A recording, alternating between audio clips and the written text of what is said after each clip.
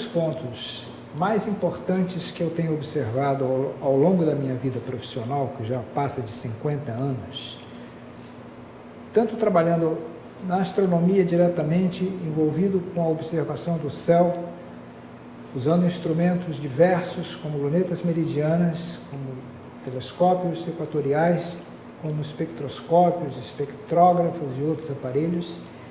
O que mais me chamou a atenção ao longo desse período foi justamente a dificuldade de se visualizar o céu na sua aparência. Isto é, o céu gira em torno da Terra e esse giro é consequência da rotação da Terra. Isso é um problema histórico que confundiu as pessoas durante séculos. Por volta de 1500 para 1600, Copérnico imaginou que as coisas seriam diferentes e que a Terra ela não seria o centro do universo. Então, foi desbancada a Terra e, com a concordância de vários filósofos, pensadores e astrônomos da época, como Galileu, por exemplo, o Sol passou a ser o centro. Mas isso não mudou a nossa aparência, porque a Terra, que vai ser representada em nossa conversa aqui, por esse globo escolar, ele vai servir para representar quase tudo que nos interessa numa sala de aula, a rotação dela, ela comanda o espetáculo que nós vemos justamente da aparência de rotação do céu em torno da gente. Vamos ver como é que isso acontece. Em primeiro lugar, esse globo, ele foi utilizado, no momento aqui, com o hemisfério sul virado para cima. Isso atende, em boa parte, ao que eu pretendo mostrar, já que o Brasil, geograficamente, tem quase a totalidade de sua área ao sul do Equador, portanto, no hemisfério sul. Nós nos situamos na parte externa da Terra. Vejamos, por exemplo, exageradamente, muito exageradamente, a nossa representação, por exemplo, no Rio de Janeiro.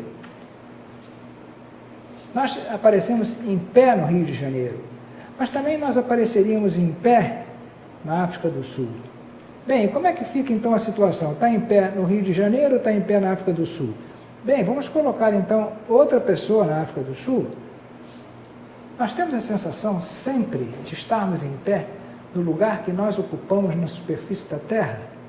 Isso se deve essencialmente à ação da gravidade, que faz com que nós nos sintamos atraídos para o centro da Terra.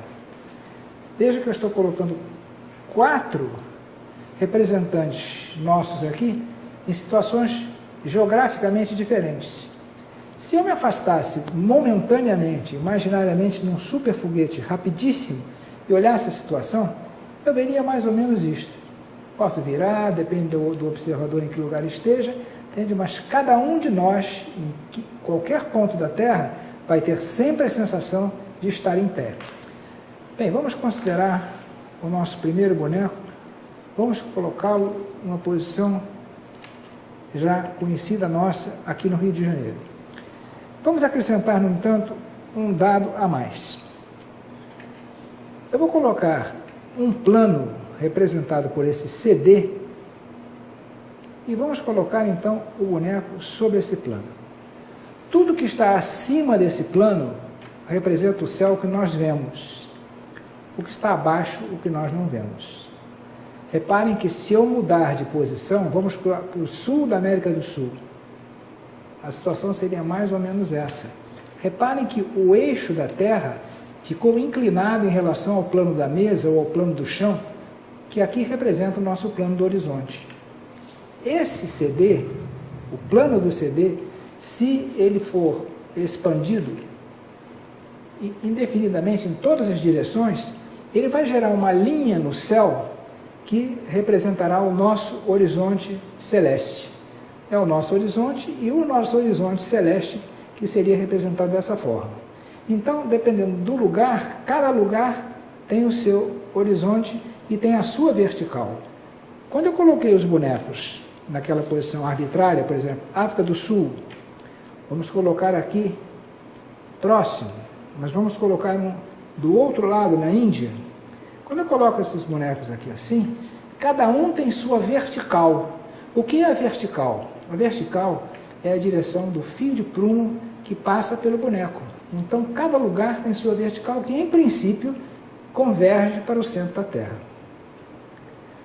Bom, seria interessante que nós pudéssemos representar esse globo escolar com o eixo paralelo ao eixo da Terra, porque no momento em que nós consigamos fazer isto, nós damos um passo muito importante para, dentro de uma sala de aulas, mostrar como é que o céu se comporta, qual é a aparência de giro do céu.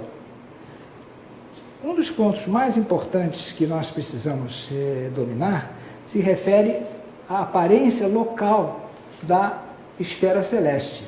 Acima desse plano, como nós já falamos, acima desse plano, num dado lugar, nós temos o céu que nós vemos. Abaixo, nós não vemos. Se a Terra gira, esse plano vai junto.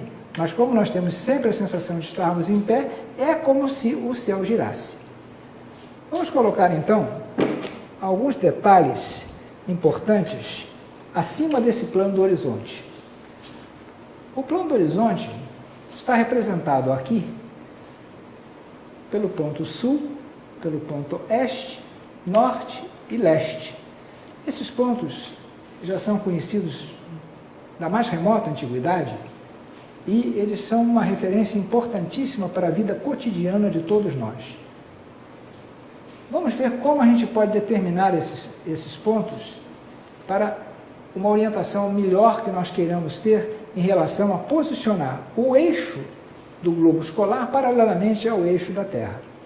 Nós estamos ali, eu disse assim, você naquele ponto ali, só que eu não botei o boneco.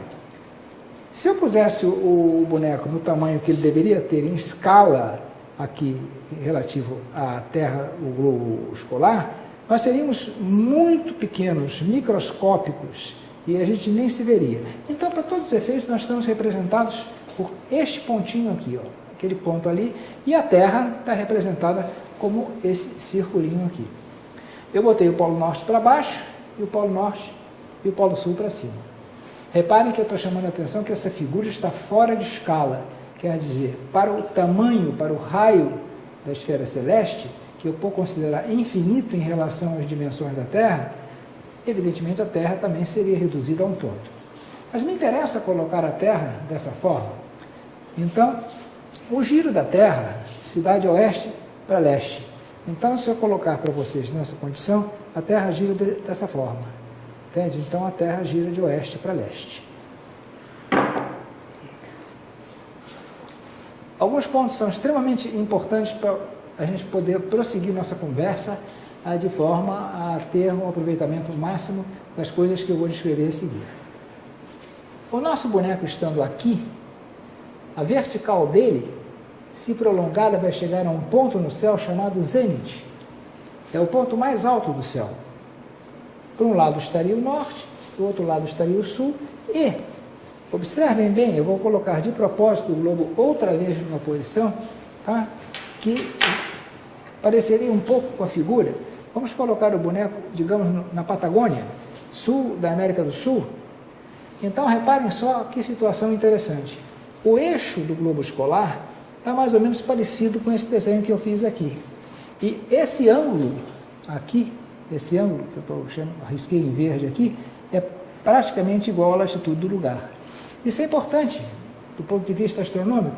Quer dizer, se eu prolongar o eixo da Terra indefinidamente, ele vai encontrar o céu num ponto chamado Polo Sul Celeste.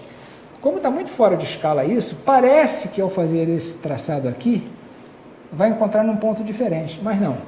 As distâncias são tão grandes, comparadas com as dimensões da Terra, que todas as linhas que eu traçar, partindo da Terra e das cercanias da Terra, elas vão encontrar o Polo Sul Celeste desde que sejam paralelas ao eixo da Terra. Então, isso é extremamente importante. Qualquer linha que eu traçar daqui, ou daqui, nas cercanias, a distância comparada é muito diferente e é tão pequena que eu posso admitir que todos vão se encontrar no Polo Sul Celeste. Existe o outro polo, mas que não aparece para nós aqui, que é o polo norte celeste. No polo sul celeste não existe nenhuma estrela notável, brilhante, em que seja fácil a gente identificar. Mas já no polo norte celeste, existe a estrela polar no momento, que é uma estrela de segunda grandeza e serve de referência, serviu ainda de referência para muitos navegantes, mesmo em algum passado não tão distante. Como a gente pode determinar norte-sul, já que se falou que a norte-sul é tão importante nessa história? O plano formado pelo ponto norte do horizonte, pelo zênite e pelo ponto sul do horizonte, esse plano, que está definido aqui por essa linha aqui, norte-sul, chama-se plano meridiano do lugar. Cada lugar tem seu plano meridiano. O nosso aqui no Rio de Janeiro é definido astronomicamente, aqui no Museu de Astronomia ou no Observatório Nacional, como queiram, tá? No campus justamente do observatório, numa luneta chamada Bamberg. Ali se define o plano meridiano do lugar que passa aqui pelo observatório naquela luneta. Dos três modos que a gente pode utilizar para determinar norte-sul, eu destaquei o primeiro, que seria pelas sombras formadas pela iluminação do Sol sobre uma pessoa, por exemplo. Aqui está o meu ajudante fazendo uma sombra numa certa hora do dia.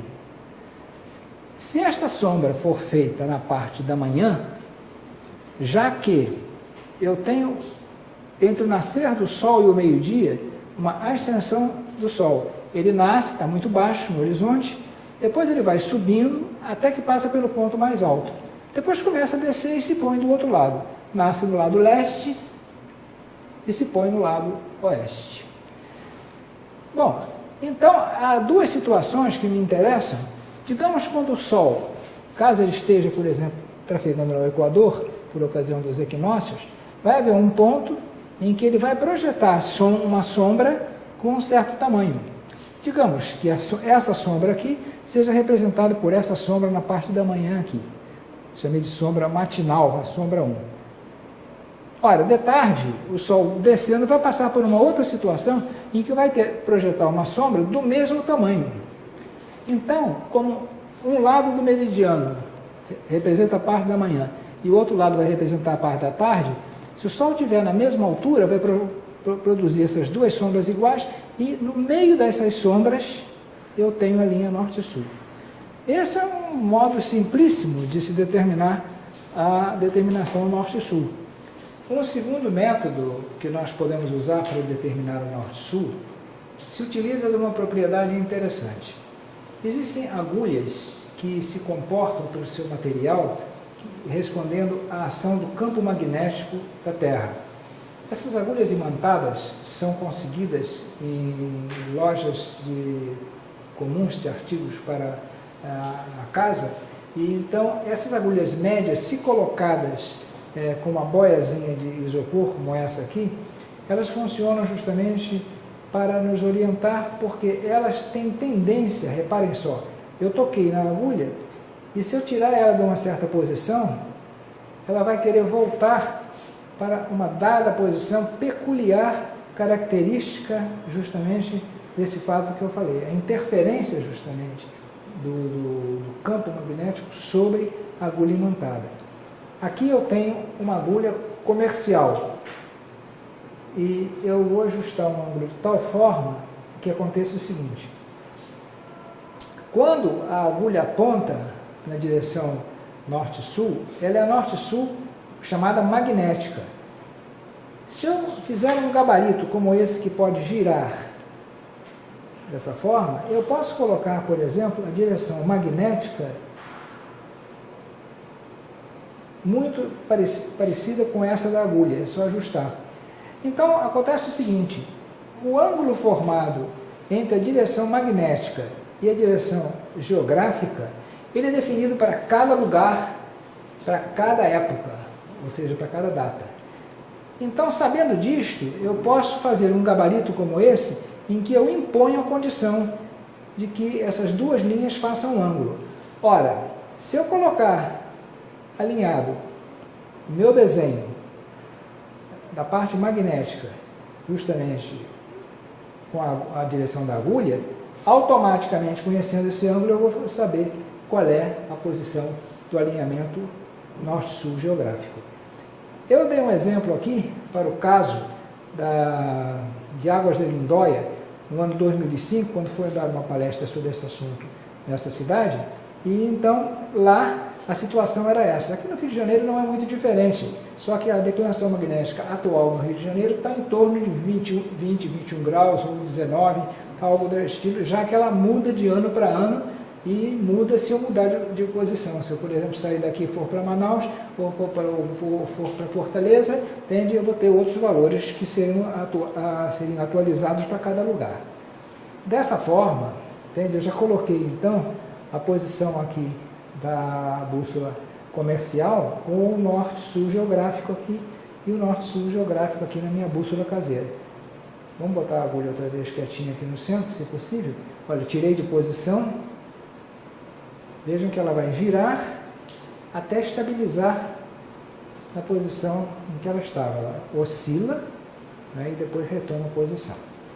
Existe um terceiro método em que nós podemos usar o Cruzeiro do Sul, uma constelação bem conhecida por nós geólogos brasileiros, e que aparece quase todo ano no nosso céu. Por volta de outubro e novembro são 2 meses em que ele realmente descansa um pouco. Mas em junho, maio, junho, julho, é excelente a observação logo que escurece. Então, na situação, por exemplo, do Rio de Janeiro, então nós podemos ver o sul passando alto numa situação como essa. Então, vocês imaginem aqui, essa estrelinha mais brilhante aqui, que é a alfa do Cruzeiro, a estrela de Magalhães, tem a beta, que eu não vou usar, e tem a gama, que é a terceira estrela que faz o eixo da cruz. Se eu tomar a distância angular, posso esticar uma parte do meu palmo e marcar essa distância. Se eu usar essa distância 4 vezes e meia a partir da alfa aqui para baixo, eu chego a um ponto que é o polo sul celeste. Claro, vou cometer um erro de 1 grau ou 2 nisso, mas não é grave porque eu quero. Daqui, se eu baixar uma perpendicular até o horizonte, eu encontro o ponto sul cardial. No momento em que eu encontro o ponto sul cardial, eu tenho justamente a situação que me interessa. Por quê? Colocando a figura geral aqui, agora eu posso abandonar o cruzeiro. Nessa figura geral anterior, a representação é sempre vista de cima assim: sul, oeste, norte e leste. Então, isso já é um bom caminho para nós. Então, temos 3 métodos que são usados com facilidade relativamente para a determinação do alinhamento norte-sul. Alinhou a norte-sul, automaticamente alinhou a leste-oeste. Bem entendido o seguinte: o lado leste é o lado onde nasce o Sol. O lado leste é o lado onde nascem as estrelas em geral. E o lado oeste é onde elas se põem. No ponto leste, particularmente, o Sol nasce nos equinócios e se põe no oeste nos equinócios. Fora isso, o Sol caminha um pouco para cá e um pouco para cá no céu. A trajetória do Sol é, digamos, máxima, no caso do verão nosso, quando ele vem para cá e circula mais ou menos aqui assim. Circula assim, dá a volta, vai lá para o outro lado e circula lá. Mas esse não é o momento para eu falar sobre isso. O que importa para nós é justamente determinar esses elementos que são mostrados ali. Vamos voltar então ao nosso globo e ver onde é que nós queremos chegar. Aqui está o nosso boneco outra vez. Vamos colocá-lo particularmente então aqui, no sul da América do Sul, fica mais compatível com o desenho. Tá?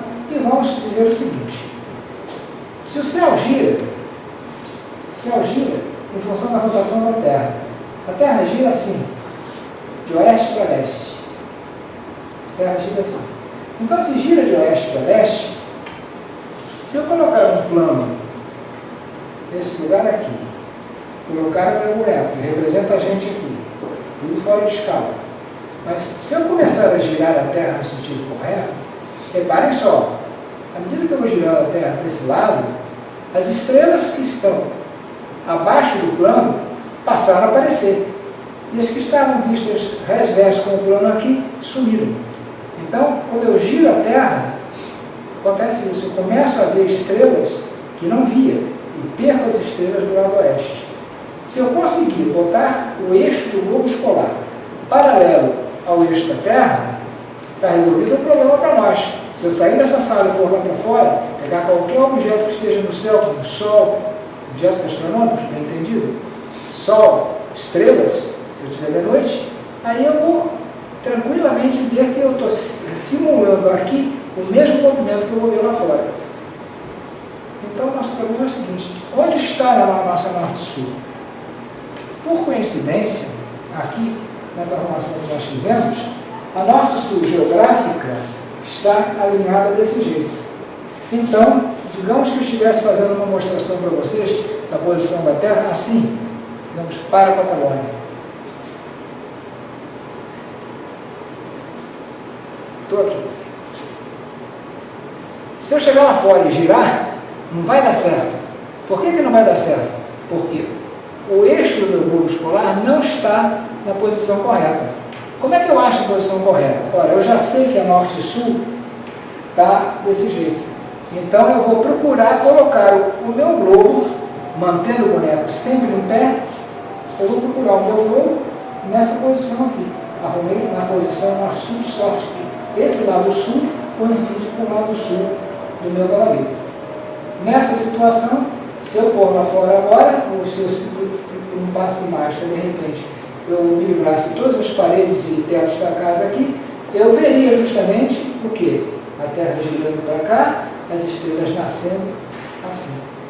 E em torno do polo, isso é importante dizer, e é fácil das pessoas perceberem, mesmo não tendo uma estrela de referência aqui no polo sul celeste, fica muito fácil de ver. Porque vocês parando algum tempo observando as estrelas, elas vão girar em torno desse polo justamente no sentido horário. Isso é interessante até de observar. Então, olhada no cruzeiro, que eu mostrei agora há pouco aqui, e vocês olham o cruzeiro daqui a 1 hora, daqui a 2 horas, vocês vão ver que ele vai girar em torno do polo no sentido horário. Já no Polo Norte, a coisa acontece ao contrário. Agora eu deixo como exercício para aqueles que quiserem fazer um pouco de trabalho mental, vão ver que se eu olhar para o hemisfério norte, a coisa é justamente, o céu vai virar em sentido anti-horário, que a Terra estará girando assim para cá, então o céu gira em sentido contrário. Se a gente conseguir realizar essas etapas, que eu vou sintetizar aqui, resumir aqui, coloquemos o boneco numa certa latitude, num certo lugar, arbitrariamente em qualquer lugar, determinemos a norte sul através de um dos métodos considerados nessa conversa. E se eu então procurar orientar o meu eixo do globo escolar paralelamente à posição definida pelo gabarito, então eu tenho uma situação que interessa. Nessas condições eu posso praticamente garantir, desde que não haja outras influências. Eu acho que normalmente a gente pode descartar até da bússola, que é um pouco perigosa, porque se tiver alguma massa magnética forte pode distorcer a posição da agulha, mas os outros métodos dão uma garantia para nós que nós vamos ter sucesso nisso. Então nós estaremos vendo o céu na posição correta com o eixo do globo escolar paralelo ao eixo da Terra. Conseguimos isto, então, se conseguirem, eu dou os parabéns, porque é uma das coisas mais importantes que tem para dominar o movimento do céu em geral. É isto aí.